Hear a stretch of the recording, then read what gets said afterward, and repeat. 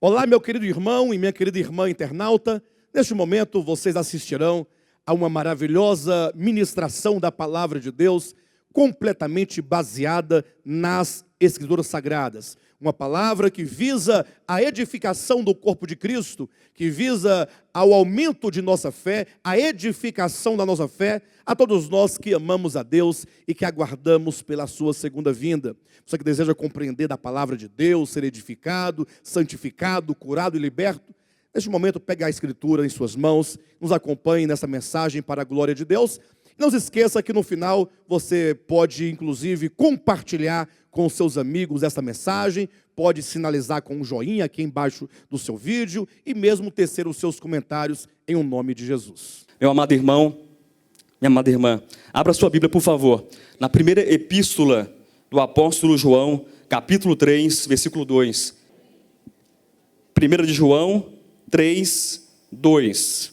Amados, agora somos filhos de Deus. E ainda não se manifestou o que haveremos de ser. Sabemos que, quando Ele se manifestar, seremos semelhantes a Ele, porque haveremos de vê-lo como Ele é. Eu posso ler mais uma vez esse texto? Posso? Amados, agora somos filhos de Deus, e ainda não se manifestou o que haveremos de ser. Sabemos que, quando Ele se manifestar, seremos semelhantes a Ele, porque haveremos de vê-lo como Ele é. Eu quero, de modo introdutório, destacar duas sentenças, destacar duas verdades muito importantes nesse texto. Eu quero que vocês me ajudem. Quem vai me ajudar nessa manhã? Quem está com frio, desperta do frio. Quem vai me ajudar nessa manhã? Graças a Deus. A primeira verdade, os irmãos aqui da minha esquerda vão me auxiliar. Eu vou ler e vocês vão repetir. Agora somos filhos de Deus. Só vocês. Isso, foi o ensaio. Depois a gente vai juntar as ideias. Os irmãos à minha direita, eu vou ler e vocês vão repetir. Seremos semelhante a Ele. Vamos lá. Seremos semelhantes a Ele. Agora vamos reunir as ideias. Agora somos filhos de Deus. Seremos semelhantes a Ele. Agora somos filhos de Deus. Seremos semelhantes a Ele. Agora seremos. Agora seremos. Agora somos semelhantes a Ele. Pense nisso.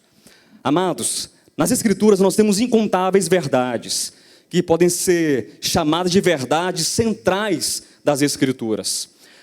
Quando você se depara com todos os textos registrados, você vai poder coligir e coletar dezenas de informações que são importantes em toda a Escritura Sagrada. Mas eu posso afirmar, sem medo algum, que a principal, e o pastor Alexandre, se eu estiver equivocado, o senhor vai me ajudar, vai me corrigir, e não há problema em ser corrigido. A principal de todas as verdades das Escrituras é a verdade acerca do supremo propósito de Deus. Correto? É a principal de todas as verdades. Se nós imaginarmos, queridos irmãos, que as verdades que são mencionadas, são registradas nas Escrituras, tal como um modelo de uma planta, imagine, uma planta de uma casa.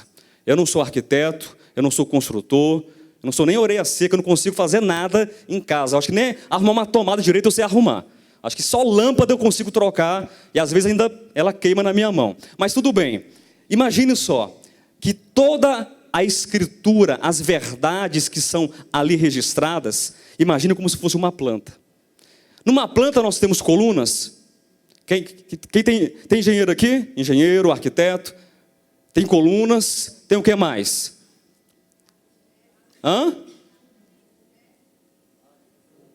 Tem o que? Janela. Tem porta. Tem telhado. Tem o quê?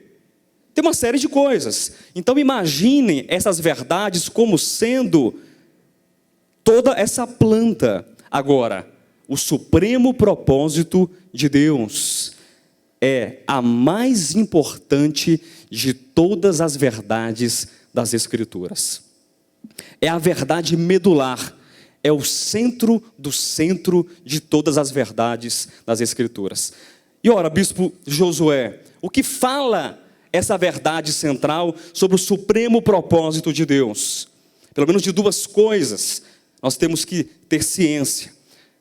O supremo propósito de Deus é a verdade que diz o seguinte, em primeiro lugar, que Deus, o Pai, Ele tomou, Ele escolheu e Ele desejou como alvo primeiro, principal e maior, elevar e eleger a Jesus Cristo, o seu Filho, como centro de todas as coisas. Quem entendeu, diga amém. Elegeu, pastor, mas Cristo é eleito. Se vocês lerem Mateus capítulo 17, o episódio que registra ali a transfiguração de Cristo no Monte Tabor, os irmãos vão perceber uma declaração surpreendente. Deus, Ele fala dos céus dizendo: este é o meu Filho amado em quem eu me comprazo. E é muito significativo que quando nós lemos a mesma referência desse episódio do Monte da Transfiguração, em Lucas capítulo 9, de modo específico no versículo 35, Lucas nos dá uma informação extraordinária. Mateus, ele registra: este é o meu Filho amado, em quem me comprazo. Lucas, ele registra: este é o meu Filho eleito. O meu Filho eleito. Será que nós não temos alguma pista aí a respeito do supremo propósito de Deus? Então, muito bem. De maneira introdutória, o supremo propósito fala de Cristo sendo o eleito do Pai. Imagine esse supremo propósito como sendo um raio de bicicleta. Um raio de bicicleta. Você tem o quê? Aquela bolinha no centro e você tem todos o quê? Aqueles raios, aquelas... Qual o nome que se dá ali? É raio mesmo, né? Quer inventar a roda, né, irmão? Os raios da bicicleta que saem daquele círculo que é o centro. E depois dos raios você tem o quê? O próprio pneu. Você tem uma outra coisa. Mas você tem o círculo, né? Você tem o eixo, me ajuda aí. Você tem o eixo, você tem os raios, e você tem o aro, e você tem o pneu. Depois tem a bicicleta toda, mas o que importa na verdade é o eixo. Esse eixo é Cristo. Amém? Esse eixo é Cristo. Você tem todos os raios que dizem respeito à igreja. Ora, se Cristo, Ele é o alvo primário, é o alvo primeiro da vontade eletiva do Pai, os raios, que são o corpo desse cabeça, que são o corpo desse eixo, que são os raios desse eixo, eles são os alvos menores, secundários, desse propósito eterno, do supremo propósito, porém, fazem parte do mesmo propósito, e não de um propósito diferente. E essa verdade, queridos, ela deve ser clarificada em nossas mentes, deve ser clarificada todos os dias. A igreja é coluna e baluarte da verdade. Então nós temos uma corresponsabilidade enorme e espiritual de sermos propagadores, mantenedores, defensores, apologetas da verdade, de todo o desígnio de Deus. Amém? Agora, quando nós estamos a esclarecer essa verdade, clarificando essa verdade, nós encontramos algumas informações sobre o supremo propósito de Deus. Ora, Cristo, Ele é o alvo principal, a igreja é o alvo secundário, e a igreja recebeu uma promessa da parte do Pai em Cristo Jesus, toda sorte de bênção espiritual Deus nos deu em Cristo Jesus. E uma dessas bênçãos, a principal bênção decorrente dessa promessa, que é a nossa santa vocação, que é o nosso chamamento, que é a nossa rica e imensurável esperança, é que nós, escute com atenção, sejamos elevados, sejamos colocados em uma posição especial. Quem entendeu, diga amém. Grave essas duas palavras, posição especial. Diga para o irmão que está perto de você, posição especial. Amém? Vladimir, não esqueça, posição especial. Posição especial. No entanto, queridos, quando nós tomamos essas verdades que são centrais, e essa, de modo particular, que está sendo ministrada nessa manhã, sobre o supremo propósito de Deus, nós vamos revendo outras verdades das Escrituras. E essa revisão, eu quero falar uma coisa que é digna de nota nessa manhã. Essa revisão, ela não é apenas natural, pastor Alexandre. A revisão de conceitos, de textos e de verdades, ela é necessária, ela é indispensável. Você toma a verdade medular, o supremo propósito de Deus, e a partir dessa verdade medular, você faz agora toda uma nova leitura das Escrituras, para que você possa, não é forçar, mas é encaixar, harmonizar, subordinar todas as demais verdades secundárias, terciárias e por aí vai, a essa verdade central, ao eixo das Escrituras. E ocorre algo muito importante quando nós fazemos uma revisão do supremo propósito de Deus. Ocorre que, quando nós pensamos já na eternidade futura, e nós contemplamos diante dos nossos olhos, nós contemplamos a nova Jerusalém, que desce da parte de Deus aos homens, nós vemos algumas coisas muito interessantes, nós vemos Deus, foi dito isso no domingo passado, que é o quê? A luz daquela cidade.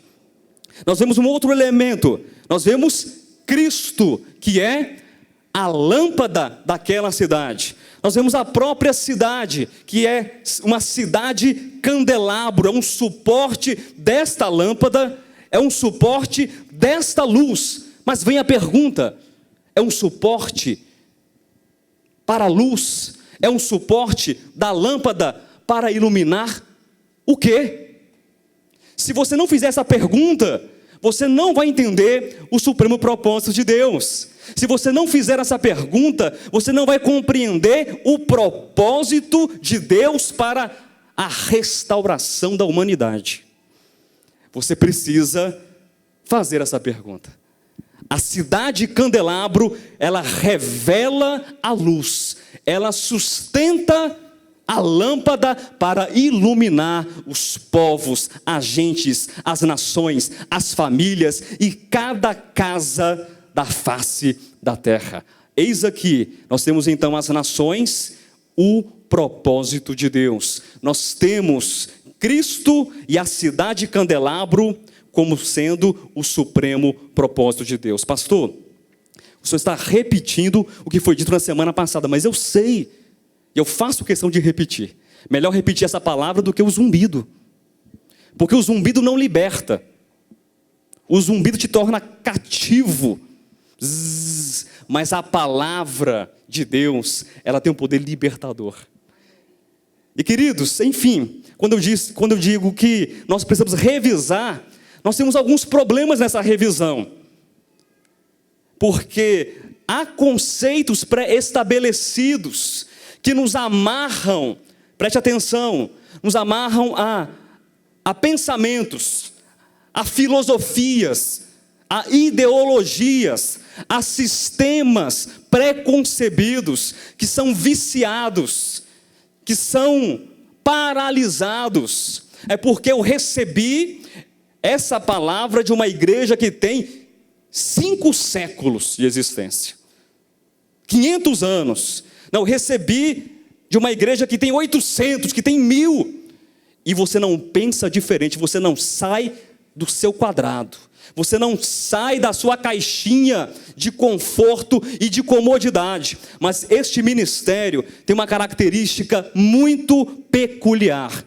Nós estamos convidando os irmãos a refletir, estamos convidando os irmãos a pensar a palavra de Deus. Eu digo isso porque quando nós olhamos então essa verdade secundária, que nos fala agora sobre uma humanidade restaurada. Eu me lembro que alguns meses atrás, nós estivemos lá em São Paulo, na nossa primeira conferência de Guarulhos. E o irmão, depois que eu ministrei uma mensagem, ele mandou, no dia seguinte que eu voltei para casa, ele mandou um texto para mim, mandou uma pergunta para mim. Bispo Josué, o senhor pregou em São Paulo dizendo que todos os homens são filhos de Deus. A mensagem começa agora. Todos os homens são filhos de Deus. E eu disse, sim, é verdade. Todos os homens são filhos de Deus. Eu não entendo isso. Me explique isso, por favor. E às vezes a gente não quer dar o remédio, né, Vladimir? De uma vez só.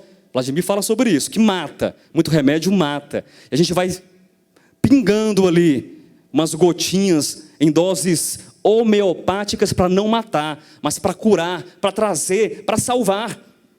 E é preciso que nós façamos uma reunião dos textos e das verdades a fim de harmonizar essas questões.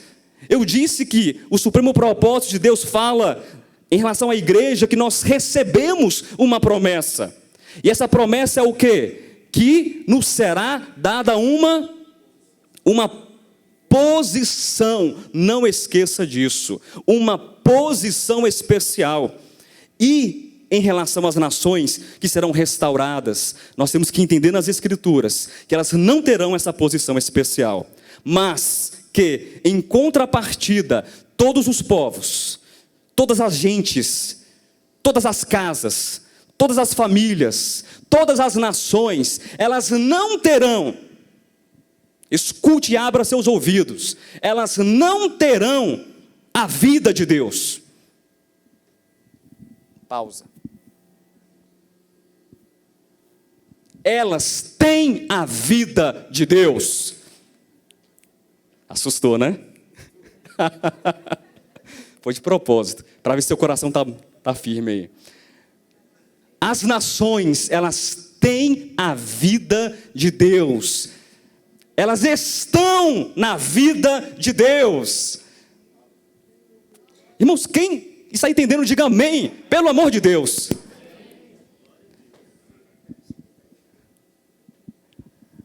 Supremo propósito, posição especial, nações. Repita agora, origem comum em Deus. Supremo propósito, posição especial, nações, humanidades, origem comum em Deus. E aí é necessário que nós façamos a correção de alguns conceitos. Nós precisamos rever um importante conceito, ainda que secundário, mas importante. Pergunto a vocês, realmente a Bíblia diz que todos os homens são filhos de Deus? Posso fazer uma pergunta aqui, nessa enquete, levantar as mãos? Sem medo, sem pressão alguma. Se você não concordar, também não tem problema.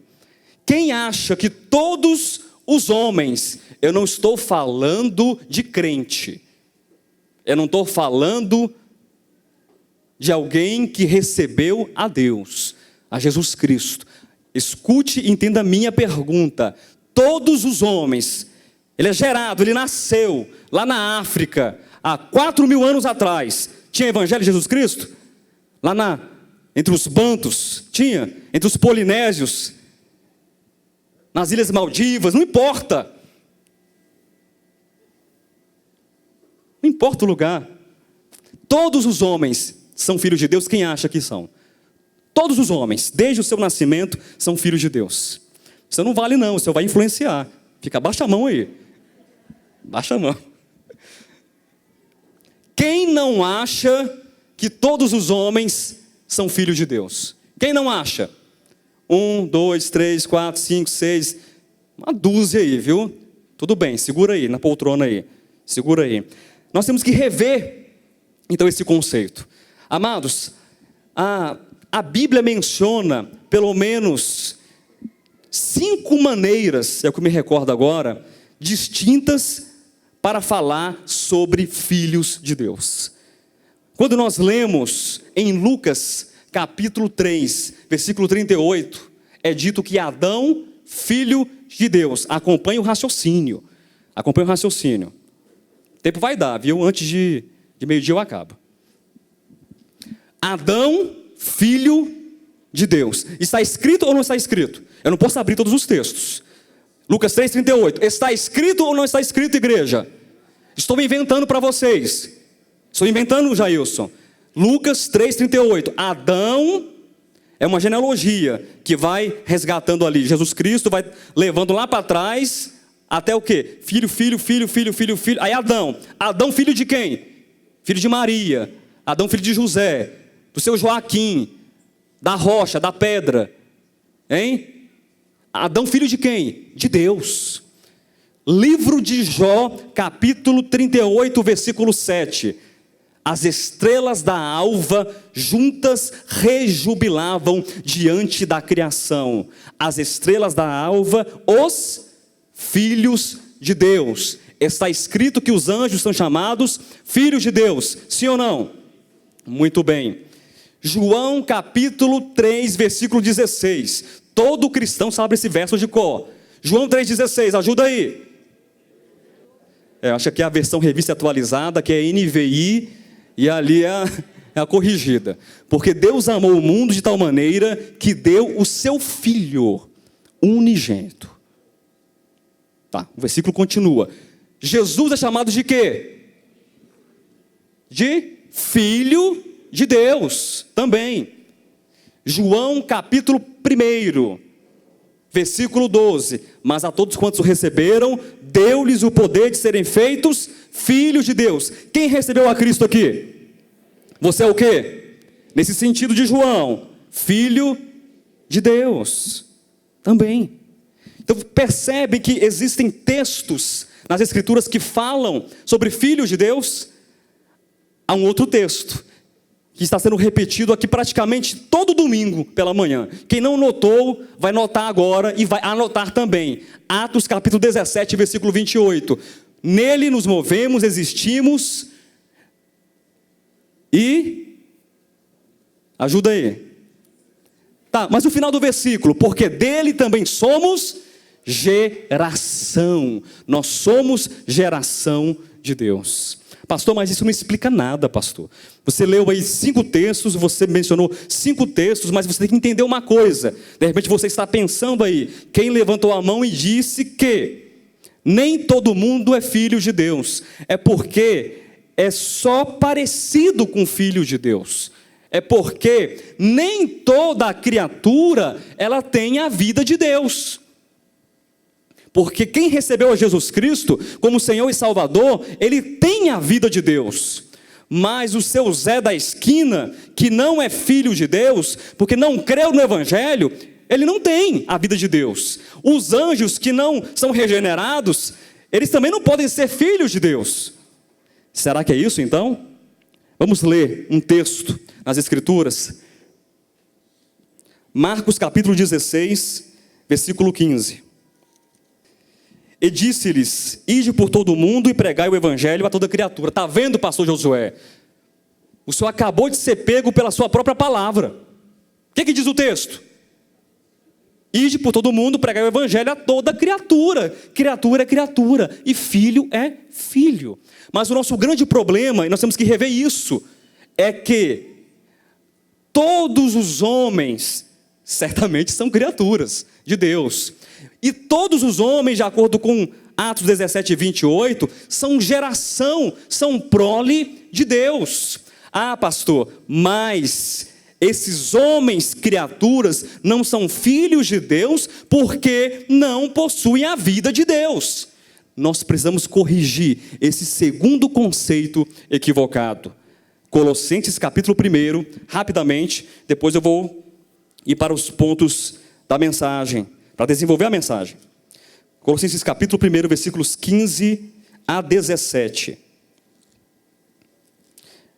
Eu estou dizendo aqui, queridos, que aparentemente, escute isso, há textos que são excludentes. Há textos que são contraditórios, que não conseguem reunir essas verdades, mas é uma contradição aparente. Colossenses 1, 15 e 16. Este é a imagem do Deus invisível, o primogênito de toda a criação. Este é quem? Jesus. Então, o que vem a seguir no versículo 16 é dito a respeito dele. Você concorda, sim ou não? Pois nele foram criadas todas as coisas, nos céus e sobre a terra, as visíveis e as invisíveis, sejam tronos, sejam soberanias, quer principados, quer potestades, tudo foi criado por meio dele e para ele. Nele foram criados, e ele é antes de todas as coisas, nele tudo subsiste. Tudo foi criado nele, e nele tudo subsiste. Então, se alguém é tirado deste ele, se alguém é tirado desta vida, ele pode subsistir? Todas as criaturas de Deus têm a vida de Deus, em menor ou maior consciência. Todas as criaturas de Deus, e os homens receberam, sim, como existências criadas em Deus, por Deus e para Deus, toda a humanidade, não importa o seu credo, a sua cor, a sua raça, o que ele tem, o que ele não tem, quando ele nasceu, se ele ouviu ou não o evangelho histórico a respeito de Jesus Cristo, todos os homens, eles têm e estão na vida de Deus. Amém? Graças a Deus. Mas eu quero apresentar para vocês algumas chaves para confirmar essas declarações e para ampliar um pouco mais o que eu quero, o que eu estou tentando e talvez não conseguindo dizer nessa manhã. Até esqueci de falar do título. Eu vou ler o título para você agora. Não tem problema não. A filiação posicional dos filhos de Deus. Entendi nada. Escuta apenas, a filiação posicional dos filhos de Deus. Parece que eu disse a mesma coisa, né? Mas eu não disse a mesma coisa, são duas coisas distintas. A filiação posicional, o supremo propósito de Deus. Dos filhos de Deus, o propósito de Deus. Posição e origem. Origem e posição. Eu quero falar, no tempo que eu tenho ainda, sobre 3 chaves nas Escrituras para entendermos a filiação posicional dos filhos de Deus. A primeira chave, se você quiser anotar, talvez valha a pena, eu vou repetir, mas você pode anotar. A primeira chave será chamada de proto-verdade. Repita, proto-verdade. Não desanime não. Venha comigo até o final dessa mensagem, você vai dar conta. Proto-verdade. A segunda chave, nós iremos ver o significado bíblico da adoção de filho. Diga, adoção de filho. Essa é a segunda chave. A terceira chave, veremos qual é o papel de Cristo e a igreja no supremo propósito de Deus. Diga, o papel de Cristo e da igreja no supremo propósito de Deus. Abra sua Bíblia, vamos começar a primeira chave. Qual a primeira chave? A proto-verdade. Nós sempre temos que buscar nas Escrituras, quando for possível, estiver isso registrado, que determinada verdade, determinado conceito, ele tem um embrião, ele tem uma origem. Quando eu leio Atos, capítulo 17, versículo 28, às vezes eu posso ficar surpreso. Aqueles que afirmaram que a humanidade não é filho de Deus, preste atenção nisso, isso vai ajudar você. Quando você lê Atos 17, 28, você já se fecha como um caracol. Não. Paulo não disse o que disse. Ele tentou dizer alguma coisa, mas não é isso que ele quer dizer. É uma outra coisa diferente. Quando ele escreveu, ou quando Lucas registrou, na verdade, palavras de Paulo, que dele somos geração. Aí você fica com Atos 17, 28 e diz, não, eu não aceito. Então, para os discípulos de Moisés, aqueles que irão escutar essa mensagem posteriormente, aqueles que estão vivendo ainda no Antigo Testamento, então vamos partir do ponto de origem. Vamos para a proto-verdade. Se você não aceita Paulo, aceite Moisés, porque Paulo e Moisés falam a mesma coisa. O texto que foi lido no início, Gênesis 1, versículos 11 a seguir. E disse, quem está dizendo é Deus, produza a terra relva, ervas que deem semente e árvores frutíferas que deem fruto segundo a sua espécie. Eu pedi para o Marquinhos repetir isso até os irmãos abusarem. Não, para Marquinhos, para. Segundo a sua espécie, cuja semente esteja nele, sobre a terra, e assim se fez. Eu vou pular para o versículo 24 já. Disse também Deus, produza a terra seres viventes, conforme a sua espécie, animais domésticos, répteis e animais selváticos, segundo a sua espécie. E assim se fez. E fez Deus os animais selváticos, segundo a sua espécie, e os animais domésticos, conforme a sua espécie, e todos os répteis da terra, conforme a sua espécie. E viu Deus que isso era bom. Pausa no início aqui, um momento. A árvore que está na semente de manga vai gerar uma árvore chamada mangueira, que vai produzir melancias. Não, tem que ser. A mangueira produz o quê? Manga. A macieira produz o quê? Maçã. Porque a semente é segundo a sua espécie. As ervas, as relvas, o chá, a erva cidreira, a camomila, todas as árvores, os répteis, os animais selvagens, os animais domésticos, o cachorro, ele gera o quê? Cachorro. A gazela gera o quê? Gazela. O camelo gera o quê? Camelo. O gato gera o quê? Gato. A macieira gera o quê? Produz o quê? Maçã. Pastor, vai com cuidado que você vai falar uma frase aqui daqui a pouco que não vai dar certo, que Deus gera. Calma, não assusta. Vou pedir para fechar a porta, para você não fugir.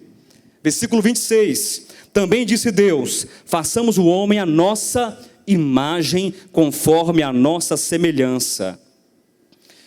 Eu não sei se vocês perceberam aqui, nessas frases, segundo a sua espécie, segundo a sua espécie, segundo a sua espécie, segundo a sua espécie. E quando chega no homem, façamos o homem conforme a nossa imagem, segundo a nossa semelhança, conforme a nossa semelhança. São frases diferentes na sua escrita, mas existe um paralelo ideológico, existe um paralelo semântico aqui. Aquilo que é dito sobre as árvores, sobre os animais, segundo a sua espécie, também é dito em relação ao homem. O homem foi gerado segundo a natureza, a forma, a matriz e a espécie de Deus. Eu não estou dizendo que os homens irão se tornar Deus. Não é um processo de divinização, mas os homens, no momento que o homem foi criado, Deus soprou nas narinas, isso é pedagógico para nós, o espírito humano, e plasmou e introduziu dentro do homem características que nenhum outro ser na terra ou fora da terra, dos mundos possui é o espírito humano, que você pode entender da maneira que você quiser entender, como um elemento, como um órgão sensorial, como um ambiente, como uma fagulha. Eu não sei qual é a palavra que você vai utilizar, mas esse espírito humano é a imagem de Deus. A imagem de Deus. Imagine esse espírito humano que está dentro de você, que está dentro de todos os homens que foram criados, como se fosse um grande espelho, mas não um espelho do tempo do apóstolo Paulo, feito no bronze polido, que não refletia a imagem de Deus, mas um espelho límpido, um espelho clarificado, um espelho transparente, em que Deus está olhando para esse espelho, e Ele consegue ver a sua própria imagem e a sua própria semelhança. Eu sei que o exemplo ele é muito pequeno, ele é muito rasteiro ainda, porque o espelho é algo inorgânico, é algo estático que carece de dinâmica, porque o espírito ele é muito mais do que um mero espelho, ele é parte da própria vida de Deus que passa por toda a sua criação. Mas ao homem foi dada uma consciência muito maior do que qualquer ser deste universo. Todos os homens, pastor, mas aquele que não recebeu Jesus Cristo, todos os homens são filhos de Deus, todos os homens. Mas o que eu estou fazendo aqui? Perdi a minha vida então agora com essa palavra, porque eu pensei o que me garantia, irmão Vladimir, era ser alguém regenerado, alguém que creu no Evangelho, e eu tinha então uma grande vantagem em relação àquele que está perdido, aquele, entre aspas, que foi abandonado. Eu quero explicar isso depois no final. E eu sou filho de Deus, e o outro não é filho de Deus, mas agora você vem, pastor, e diz que todos são filhos de Deus, então eu já não me sinto especial, já não me sinto amado, já não me sinto importante, eu sou qualquer um. Não, você faz parte do supremo propósito de Deus. Você faz parte de um supremo propósito em que Deus estabeleceu Cristo como o cabeça de todas as coisas, e o seu corpo age em conformidade, em consonância, em servidão, em obediência, em amor a este cabeça, revelando a graça, revelando a bondade, revelando a misericórdia, trazendo a luz de Deus para todos os povos e todas as pessoas da face da terra. Se isso é pouco para você, eu não sei o que é muito para você então. Se você acha que esse supremo propósito é pouca coisa, eu não sei o que é muita coisa nas Escrituras, meu irmão. Deus é a vida, Deus é a luz, Deus é a graça, Deus é a bondade. E agora as nações da terra irão olhar para a cidade Candelabro e vão ver a face de Deus nesse espelho humano e divino, divino e humano, que é o candelabro que está suportando toda a luz que é Deus. E as nações andarão mediante a luz de Deus, por intermédio do cabeça, por intermédio do corpo. Quem está entendendo, diga amém. Graças a Deus. Volte lá para Atos. Eu apenas citei, mas eu quero ler esse texto. Atos 17, 28. Queridos, nós devemos perceber uma coisa em Gênesis. Há em Gênesis, nessa proto-verdade, escute com atenção, o estabelecimento de um princípio. Amém? Amém, queridos? É o estabelecimento de um princípio. E eu quero fazer uma menção agora, antes de Atos 17, 28. Nós fazemos parte de um grupo chamado Grupo Sem Fronteiras. Alguns irmãos aqui do ministério conhecem esse projeto. Essa mensagem vai chegar depois para eles, seja no áudio, no Facebook agora já do Nivaldo está sendo transmitido. Os irmãos vão assistir depois. Mas o que eu vou dizer serve para o Sem Fronteiras e serve também, é de grande utilidade para nós aqui. Às vezes você lê um texto como Marcos 16:15 e você não consegue conciliar esse texto que diz: ide pregai o evangelho a toda criatura. Não consegue conciliar e harmonizar esse texto com os demais textos, porque você quer obrigatoriamente uma resposta. E os irmãos costumam mandar para o grupo, costumam me ligar, mandar mensagem dizendo assim: pastor, responda o meu texto, pastor. Pelo amor de Deus, responda o meu texto. E a gente vai e estabelece princípios, estabelece um caminho de raciocínio. Entenda isso. Para nós não serve tomar Marcos 16:15 e dizer: é isso. Eu preciso voltar lá atrás, na proto-verdade, e explicar o que é uma criatura de Deus. Quando diz: ide por todo mundo e pregai o evangelho a toda criatura, eu preciso entender, não à luz de Marcos 16:15, mas à luz de Atos 17:28, à luz de Gênesis capítulo 1, versículos 11, 12, 13, 14, até o 26. Eu tenho que entender e estabelecer esse princípio, entender isso. E quando você entende os princípios, você vai tomar dezenas de textos e vai conseguir discernir esses textos. Atos 17:28 diz o seguinte: pois nele vivemos, e nos movemos, e existimos, como alguns dos vossos poetas têm dito. 2 pontos, porque dele também somos geração. Amém? Essa é a primeira chave, é a proto-verdade que diz que todos os homens são o quê? Filhos de Deus. Dele somos geração. Esse versículo te causa estranheza? Causa. Talvez para alguns cause estranheza. Pastor, todos são filhos de Deus. Irmãos, um importante princípio hermenêutico, que nem sempre é possível ser aplicado, mas quando for possível, deve ser aplicado. Eu quero entrar agora, são 11 horas, eu tenho ainda pelo menos mais uns 40 ou 50 minutos. Eu quero entrar em um ponto que talvez alguns irmãos não gostem. E eu peço de coração mesmo, paciência a vocês, nesse meu método tão formal, quase que alemão de pregar, né? Pouco expansivo, pouco carismático, mas eu peço liberdade para vocês, para introduzir nesse momento esse conceito, esse princípio de nós tomarmos a palavra das Escrituras no seu sentido original. Ah, pastor, você vai vir com grego, pastor.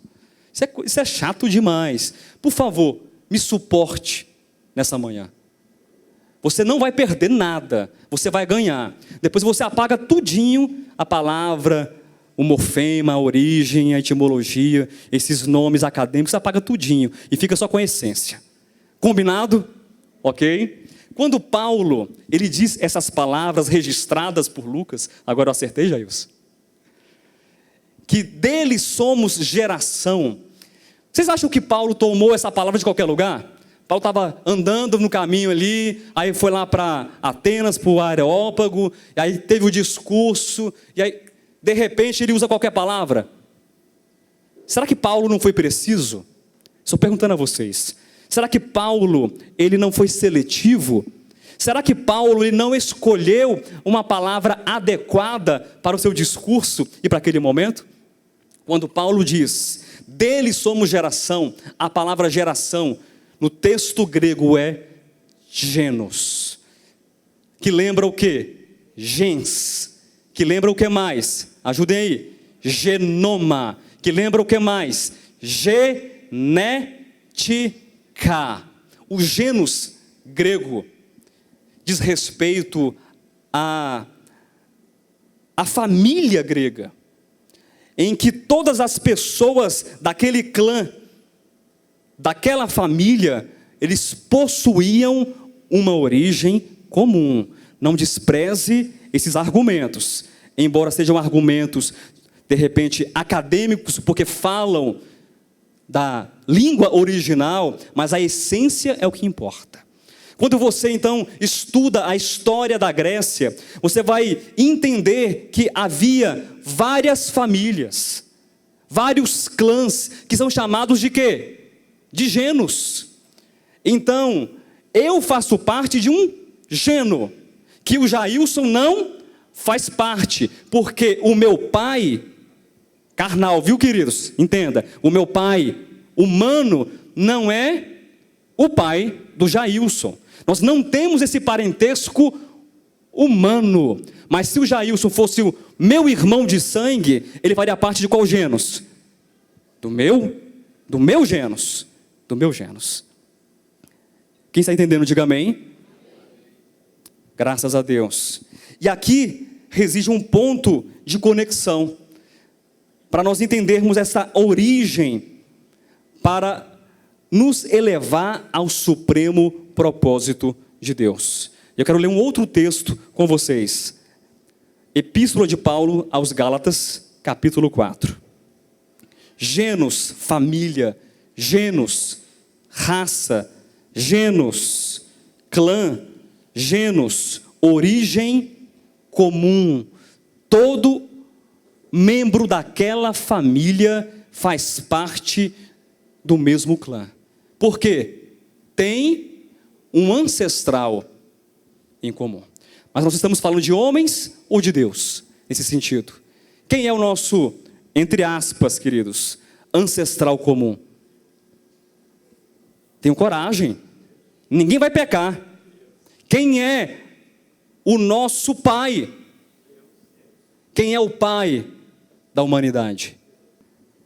Gálatas capítulo 4, versículo 4 e 5.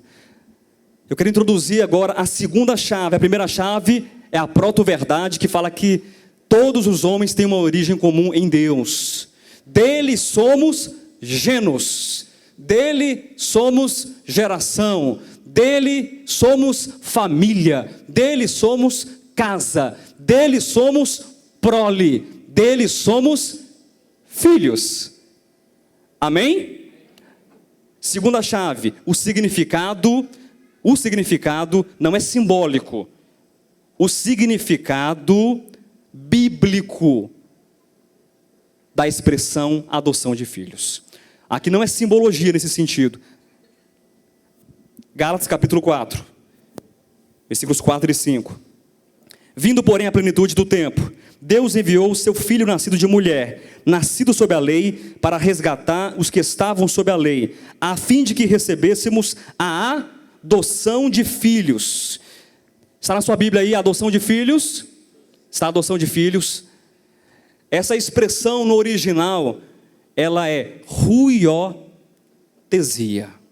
Pastor, e o que importa eu aprender que a adoção de filhos é ruiotesia? Importa muita coisa. Que você não lembre da palavra, mas que você lembre da explicação. Paulo, novamente, ele traz um conceito que ele não está vagando. E de repente ele quer explicar uma verdade e ele utiliza qualquer palavra. Não, é muito diferente o conceito de adoção de filho no mundo ocidental para o conceito de adoção de filho no mundo oriental, e especialmente falando na cultura greco-romana. O apóstolo Paulo era um homem que estava capacitado por Deus, espiritualmente, mas era um homem do seu tempo. E o tempo de Paulo era o tempo de quê? De uma cultura romana sob as influências da filosofia, da cultura, da língua, do pensamento da Grécia antiga. Então, quando Paulo fala de ruiotesia, e essa palavra ela é formada por duas palavras, ruios, e o grego, queridos, é uma língua extremamente técnica. O português não alcança esse nível de especificidade da língua grega. Quando você fala assim, Gil, chama lá seu filho.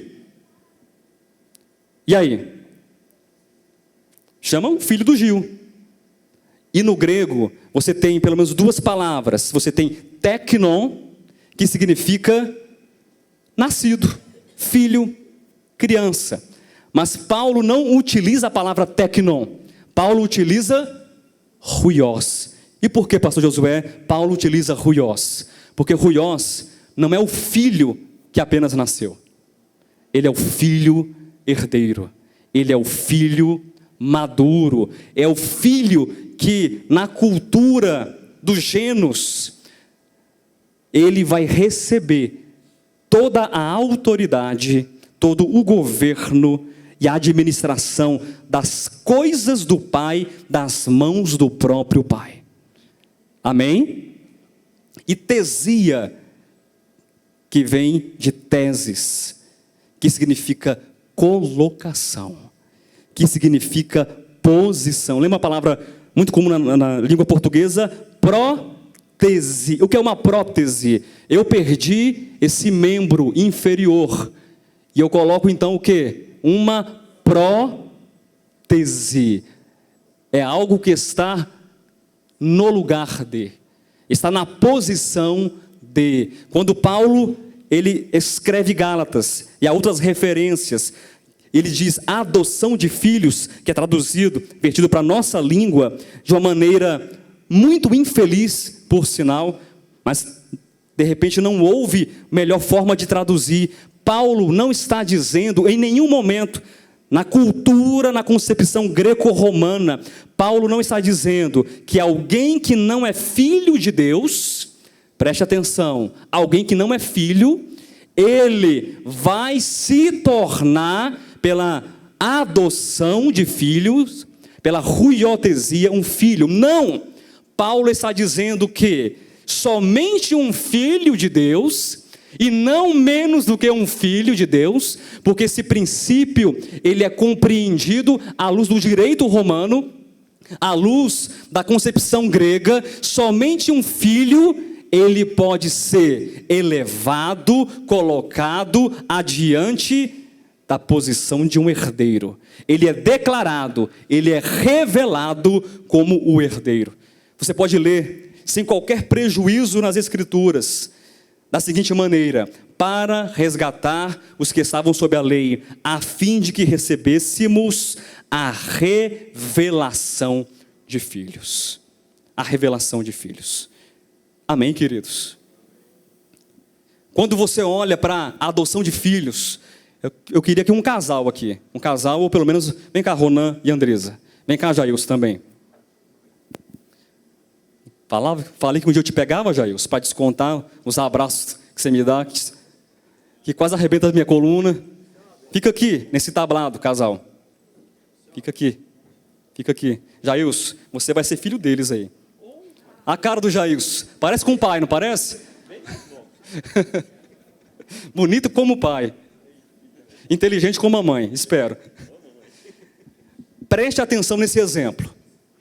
Vamos falar de adoção de filhos aqui, no Brasil. Ronan e Andresa se casaram há mais de 30 anos. Não aparenta. A cutis deles está muito boa, né? Sim, gente de pele negra, morena, não aparenta muita idade. Mas eles têm mais de 30 anos de casamento. Viu? Não aparenta, mas eles têm. Tá bem, está fortificado. E eles não tiveram filhos, por algum motivo que não importa. Escolha ou mesmo por uma dificuldade. Eles não tiveram filhos. Como é que funciona aqui no Brasil? Cadê os juristas de plantão aqui? Cadê? Como é que funciona? Esse casal, ele quer adotar. Eles não geraram um filho. Quer adotar. Vai lá no orfanato, vê esse menininho de olho bonito, de orelhinha pequena, de cabelo ralo. Os dentes não nasceram todos ainda não. A barriguinha grande, fofa, e eles amam esse menininho bonitinho. Amam. E eles querem adotar o Jailson, que vai ser o Júnior, que vai ser o Ronanzinho. Qual o processo? Há uma papelada, há uma documentação. Agora eu pergunto, esse menino aqui, ele tem os genes desse casal? Esse menino aqui, ele tem os belos olhos desse casal? Ele tem o tom de pele desse casal? Ele tem algum traço genético desse casal? Então vocês concordam que, de acordo com o nosso conceito de adoção, alguém que não é filho, ele é adotado para ser filho, e legalmente filho. E não discute isso aqui, queridos, questão de amor, de afinidade, de afeto. Por favor, não levem por esse lado. Por favor, não digam aquilo que eu não estou dizendo. Mas, do ponto de vista orgânico, genético, esse menininho aqui, ele é filho desse casal? Quem entendeu? Eu não disse afeto, eu não disse amor. Esse menino, ele é filho? Não, não pode. Faça um exame de DNA no Jailson. Faça um exame. Ele não é filho do Ronan, nem da Andresa. Ele é filho de outra pessoa. Quem entendeu? Isso é adoção. Podem voltar. Casal e filho bonito. Mas Paulo não fala sobre isso. Irmãos, entendam isso. Perdoe a minha insistência. Mas quando diz ruiotesia, uma posição de filho, Paulo não fala desse exemplo. Paulo fala de uma humanidade que é filha de Deus. Paulo fala de pessoas que desde a sua concepção, desde o seu nascimento, elas não se tornarão filhos de Deus, mas elas são filhos de Deus. Elas são filhos de Deus. Pastor, mas como é que explica alguns textos então? Eu vou chegar daqui a pouco em alguns textos, como: mas a todos quantos o receberam, deu-lhes o poder de serem feitos filhos de Deus, a saber, os que creem no seu nome. Como explica esses textos? Mas é importante que você entenda 3 coisas sobre a posição, sobre a adoção de filhos. A primeira, herdeiro. Quando Paulo fala de adoção de filhos, Paulo ele tem em mente um conceito da Grécia, um conceito do direito romano, que é aquele filho do gêneros, aquele filho da família, de uma casa de muitos irmãos, aquele filho primeiro, aquele filho primogênito, ele é destacado, ele é separado dentre os demais filhos, que não deixam de ser filhos, mas esses demais filhos não recebem a posição do herdeiro. Os demais filhos não governam, os demais filhos não administram, os demais filhos, eles não são os representantes do pai, mas não deixam de ser filhos. Amém? Então Paulo tem, número 1, posição. Ele pensa em Cristo. Cristo, conforme Hebreus capítulo 1, versículo 3, ele que é o resplendor da glória. Versículo 2, ele que é o herdeiro do universo, é o herdeiro de todas as coisas. A ele, Cristo, o Pai desejou dar ao eleito todas as coisas. E todas as coisas, conforme Efésios capítulo 1, versículos 21, 22 e 23, estarão debaixo dos pés desse novo homem, que governará, que reinará, que irá administrar, não para reter, não para segurar, não para dizer que é melhor, e você não tem porque você é um irmão menor. O meu pai me fez um irmão maior e você não tem nada. A Bíblia trabalha com princípios. Não quebremos os princípios de Deus. No mundo nós aprendemos que o menor serve o maior. Aprendemos ou não aprendemos? Hein? Quem é que tem que servir o maior? No mundo é o menor, mas Deus trabalha com princípios. Esse herdeiro Cristo, esse herdeiro igreja, esse herdeiro igreja dos primogênitos, esse herdeiro que foi elevado, colocado em uma posição especial, é o maior de todos. Amém? Mas para que ele foi feito o maior? Para servir todos os menores, para ser Senhor sim, sobre a casa do Pai, mas não para ferir, não para maltratar, não para matar, mas para revelar o amor, a graça, o perdão, as características do próprio Pai. Esse herdeiro que é maior, ele será durante toda a eternidade aquele que serve as nações, aquele que cura os povos, aquele que revela o caráter imaculado de Deus. Aplauda o Senhor, Ele é digno do louvor. Posição. Essa posição não fará da igreja algo diferente de Cristo, mas em Cristo nós herdaremos as nações, em Cristo nós herdaremos todas as coisas. Posição. Segunda palavra, reconhecimento. As nações irão reconhecer que toda essa administração, todo esse governo, tudo isso foi dado às mãos de Cristo cabeça e Cristo corpo.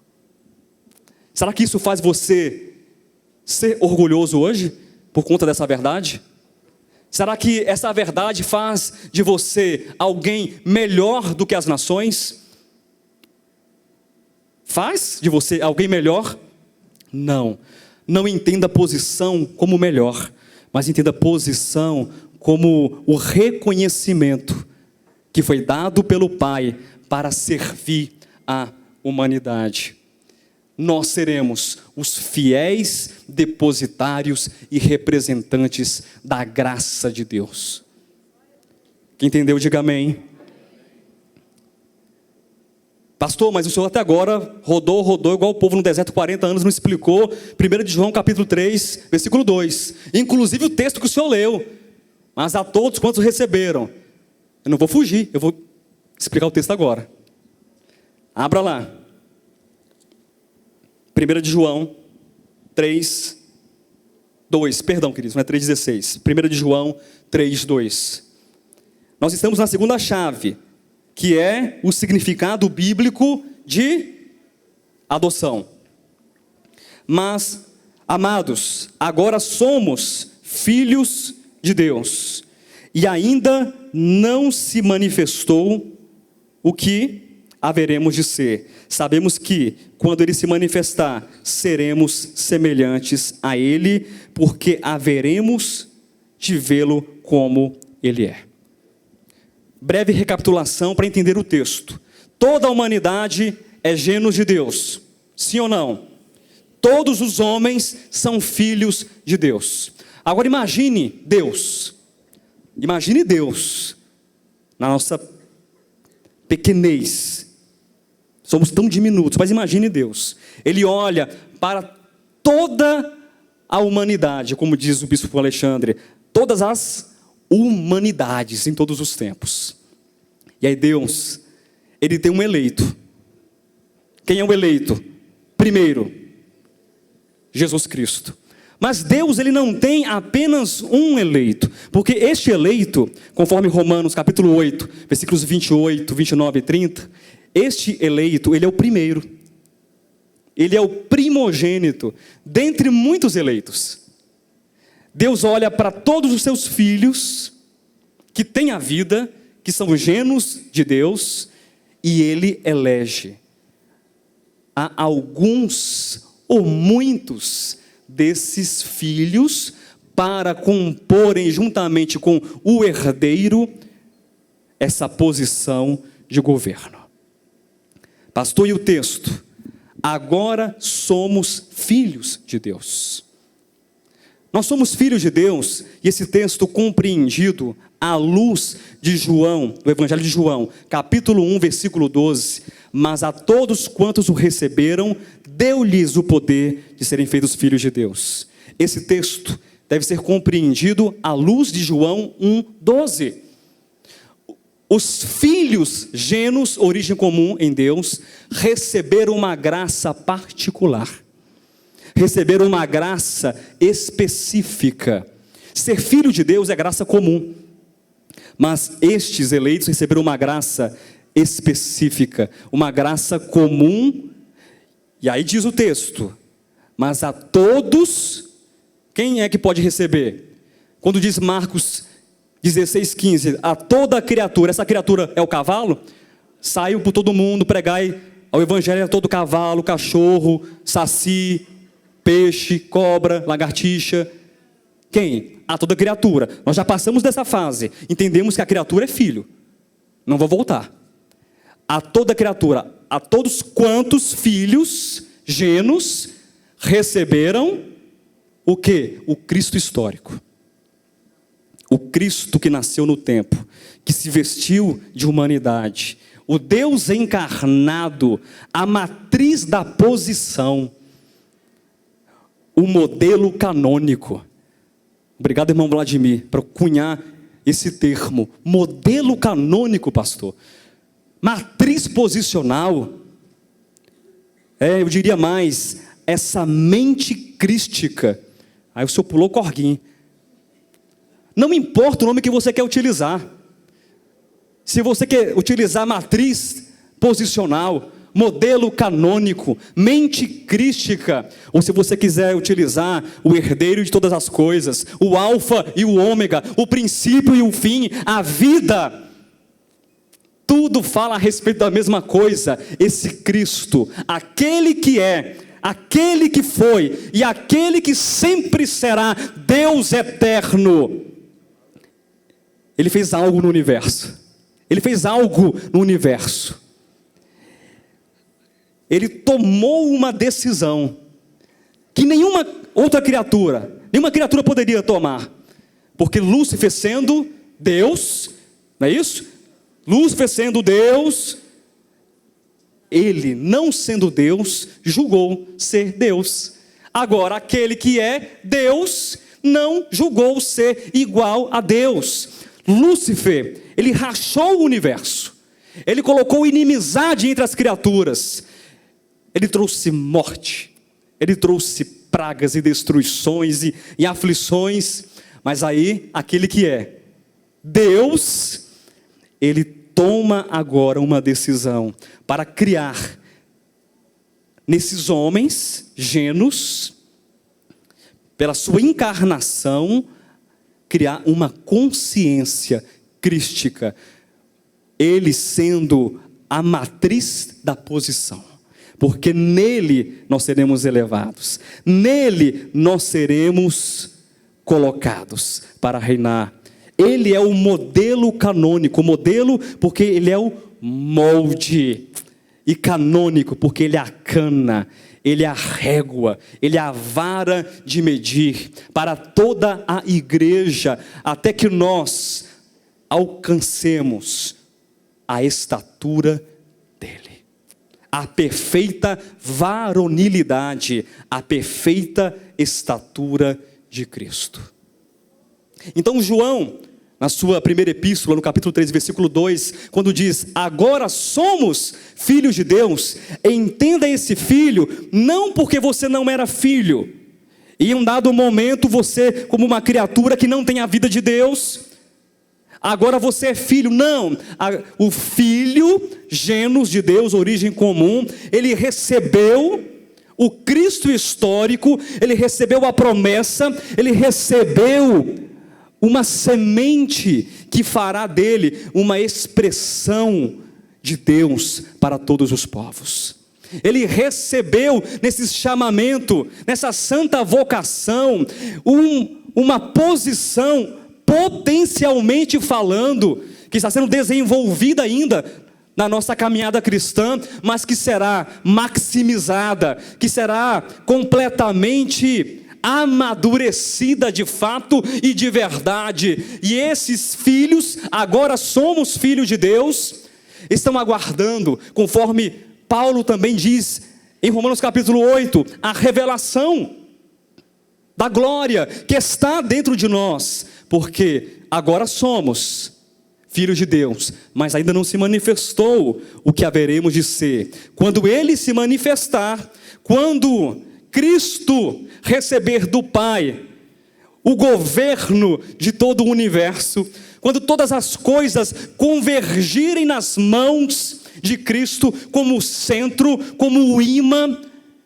quando todas as coisas estiverem debaixo dos pés de Cristo, anjos, demônios, criaturas, seres, existências e mundos, quando ele for então elevado a essa posição, porque venceu não como Deus, mas venceu como servo, venceu como homem, venceu como o herdeiro de todos os povos e nações, nós seremos também elevados, ruiotesia, adotados, reconhecidos à mesma posição central, debaixo do cabeça, que é Cristo, para reger todo o universo. Graças a Deus. O que João fala é exatamente isso. Somos filhos, mas ainda nós não recebemos a posição. Nós ainda não recebemos ainda a administração. Nós não recebemos ainda a representação plena. É muito pequeno ainda. É muito pálido. Mas nós receberemos a administração em Cristo. Nós receberemos a representação em Cristo. O nosso problema, queridos, é que a gente lê as Escrituras com aquela luz lá do Antigo Testamento, e você chega num texto desse, que é maravilhoso, que é revelador, que fala que nós, dentre os gêneros de Deus, nós, dentre os filhos de Deus, nós faremos parte de uma posição privilegiada para receber a herança em Cristo e com Cristo do universo, e você então se fecha e fala: não, mas não está escrito isso, porque eu não consigo ver isso no Antigo Testamento. Quem já teve algum problema em casa aqui e faltar a luz de repente? Apagou. E você não tem vela, você não tem isqueiro na sua casa, aí você precisa trancar a porta da casa, porque está tudo aberto, a luz, ela avisa, né? Vou deixar de iluminar. É assim que acontece? Apaga de repente. Aí você sai o quê? Hein? Tateando, porque você lembra que na prateleira da cozinha tem uma caixinha de fósforo, pequenininha, não é daquela grandona não, da pequena, mais difícil de achar. Você vai tateando, e você sabe também que a chave da casa, ela está perto de um móvel ali, mas você não consegue achar. Aí você vai tateando, pega ali meio trêmulo ainda, né, com medo, e risca. É a luz de quê? De um fósforo. Aí você coloca assim, dentro da mão, e vai caminhando, e você vê algumas coisas, com aquela luz de fósforo. Algumas coisas você vê, mas você chega perto, e consegue achar a chave e fechar. Aí a gente quer ler o Antigo Testamento com luz de fósforo, e tentar encontrar todas as respostas da nossa vida no Antigo Testamento. Moisés recebeu uma caixinha de fósforo da parte de Deus. E ele riscou tudo que ele tinha. E ele iluminou tudo que ele pôde iluminar. E ele revelou tudo que lhe foi dado para revelar. Mas aí vieram então os profetas e os salmistas. E aí a luz de fósforo foi aumentando, já era um isqueiro, a chama é maior. E depois uma vela, já melhorou, aquela vela de 7 dias, bem grandona, grossona, com a chama grande. É melhor e maior, não é? A luz foi aumentando. Aí veio João Batista, o amigo do noivo, o amigo do herdeiro, com uma lanterna. Olha aqui, eis o Cordeiro de Deus que tira o pecado do mundo. Eis o Cordeiro de Deus que tira o pecado do mundo. Era uma lanterna, mas ele era amigo do noivo, ele não era o noivo, ele não era a noiva. Aí vem quem? O fósforo. Aí vem quem? O isqueiro. Vem a lanterna, vem a vela. Vem aquele que é o portador da luz. A própria luz. É a própria luz que ilumina todas as coisas. Glória a Deus. É a própria luz que se fez carne e tabernaculou entre os homens. É a própria luz. E aí você enxerga esse conceito extraordinário que o apóstolo Paulo nos apresenta. São nos escritos de Paulo que ele fala sobre a ruiotesia. Somente Paulo por 5 vezes. Não é Pedro, não é João, não é Tiago. É Paulo que fala a partir da sua perspectiva do direito romano e da cultura grega, que o filho, e porque é filho, e porque tem o genes do pai, é genos do pai, tem a vida do pai, somente este filho pode ser eleito dentre todos os seus irmãos, humanidades, como cabeça e corpo do universo. Somente Paulo faz isso. Este é o supremo propósito de Deus. Esta é a revelação deste Deus revelador. É a filiação posicional dos filhos de Deus. Queridos, isso é grande demais. Isso é muito grande.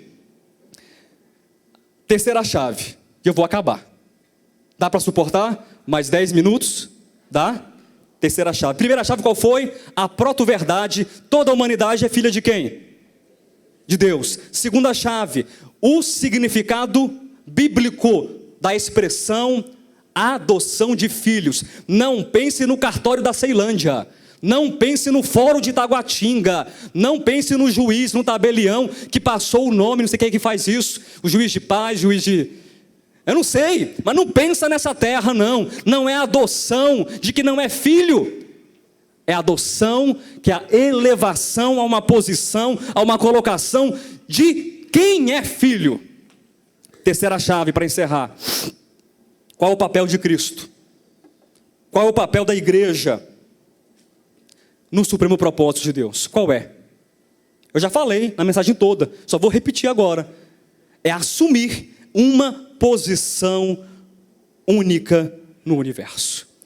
E eu quero compartilhar, nesse tempo que me resta, essa mesma verdade. Isso foi dito algumas semanas atrás, aqui em Taguatinga.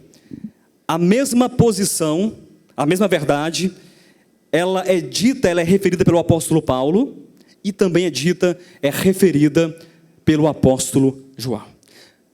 Quando Paulo, ele fala sobre essa posição, preste atenção, eu vou encerrar, queridos, aguente aí.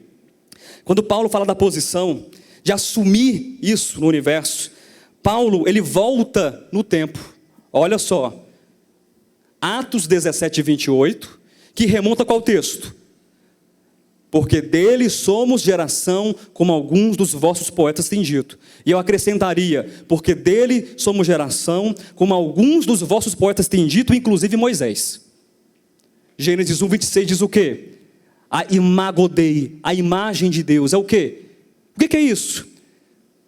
Fruto segundo a sua espécie, planta segundo a sua espécie, animal segundo a sua espécie. E o homem, segundo o quê? A espécie. Segundo Deus, conformado à imagem de Deus. Então Paulo, ele remonta o tempo. Paulo vai lá atrás em Moisés, ele junta os filósofos todos da Grécia e fala assim, olha, aqui está a gênus de Deus. Paulo quer falar da família. Paulo coloca em destaque a questão da organicidade. Paulo coloca em destaque, é a mesma verdade, estou falando de quê? De posição e o papel da igreja. Paulo fala da família. E João, como é que ele faz isso? Leiam Apocalipse capítulo 2, versículos 27 e 28. João diz que as palavras de Cristo, assim como eu recebi do meu Pai a brilhante estrela da manhã. O texto diz o quê? Que Cristo recebeu do Pai a brilhante estrela da manhã. Eu também darei àquele que vencer a brilhante estrela da manhã. Quando eu leio brilhante estrela da manhã, isso me faz pensar em quê? Em Isaías capítulo 14, versículo 2. Como caístes do céu, ó brilhante estrela da manhã. Lúcifer, Luciferere, porque brilhante estrela da manhã, na versão em língua portuguesa, e na Vulgata, Lúcifer é um nome, é uma designação, é um posto, é uma posição, é uma colocação no universo, em que foi dado a esse ser, esse posicionamento de ser como uma ponte, de ser como uma escada, em que Deus, entenda numa linguagem antropomórfica, em que Deus, ele pode descer essa escada na face de quem? Da brilhante estrela da manhã. E todas as criaturas podem subir essa escada e chegar a Deus, entenda isso, na face de quem? Da brilhante estrela da manhã. Sabemos que essa brilhante estrela da manhã, a primeira estrela da manhã, caiu. Paulo fala do Gênesis e retoma o tempo. João, ele vai antes de Paulo e retoma a eternidade, ao falar que nós receberemos a brilhante estrela da manhã. Ele vai lá atrás na queda e diz: Lúcifer, ele caiu. Lúcifer não é mais esse ponto de ligação entre as criaturas e Deus. A brilhante estrela da manhã, essa posição que Lúcifer recebeu de Deus, esse governo, trata de um duplo ofício: realeza e sacerdócio. Paulo fala da família, João, ele fala de um duplo ofício. Quando nós estivermos em Cristo Jesus e com Cristo Jesus, nós seremos uma nação, essa igreja, essa cidade candelabro, será uma grande nação, uma grande assembleia de sacerdotes e de reis e de sacerdotes.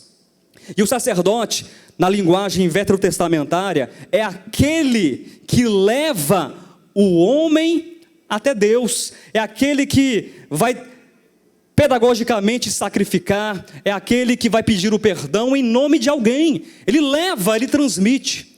Entenda o que eu estou dizendo, eu vou encerrar, queridos. Quando, então, nós, como fiéis depositários, representantes, na posição de herdeiros de Deus, estivermos governando sobre os povos, sobre as nações, nós iremos levar a humanidade até Deus. Entenda, é como se Deus olhasse para a face da Vera. Viu, Vera? Deus olhasse, como se não visse tudo, mas entenda isso, Deus olhasse para a face da Vera, que faz parte da cidade de Candelabro, e o que Deus vê enquanto Vera sacerdotisa? O que Deus vê? Deus vê a face do homem. Quem entendeu, diga amém. Deus olha para Vera, para a cidade de Candelabro, e Deus, da parte de Deus, Deus vê a face do homem restaurado. Deus vê o homem. Mas agora, a Vera, enquanto representante desse governo, e está diante das nações, as nações olham para a face da Vera, e agora não como sacerdote, mas como governo, como realeza, como rei, como rainha. O que a humanidade vê na face da Vera? A face de Deus. A face de Deus. O papel de Cristo e o papel da igreja por toda a eternidade. Os irmãos do louvor, vamos subindo. O papel de Cristo e o papel de toda a igreja da cidade Candelabro é ter esse duplo ofício para que haja a contemplação do homem no sacerdócio e de Deus na realeza. E o governo eterno de Deus cumprirá as palavras do profeta Abacuque: a glória do Senhor encherá toda a terra. Quem pode aplaudir Deus nessa manhã? Graças a Deus. Aleluia. Deus é bom e a sua misericórdia, ela dura para todo sempre.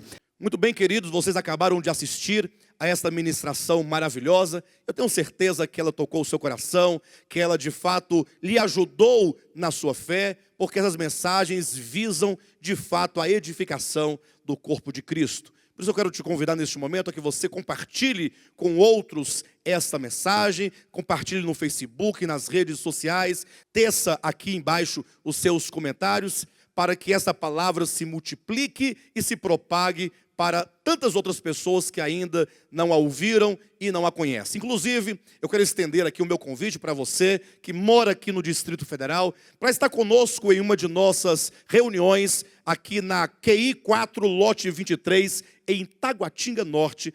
Todas as quartas e domingos nós estamos aqui reunidos, sempre com uma poderosa e maravilhosa palavra de Deus sendo ministrada ao nosso coração. Domingo às 9 horas da manhã e às quartas-feiras às 20 horas. Venha, faça-nos uma visita para que possamos nós estreitar a nossa comunhão para a honra e glória do nome de Jesus Cristo. Há também a nossa igreja em Guarulhos, em São Paulo, a nossa igreja em Planaltina, Distrito Federal, e também a nossa igreja em Goiânia. Consultando o nosso site, devoltapalavra.com, vocês terão acesso aos endereços, aos dias de cultos e mesmo os contatos com os respectivos pastores para a glória de Deus. Vamos juntos lutar pela fé cristã, pela fé do Evangelho, para a glória de Deus. Amém.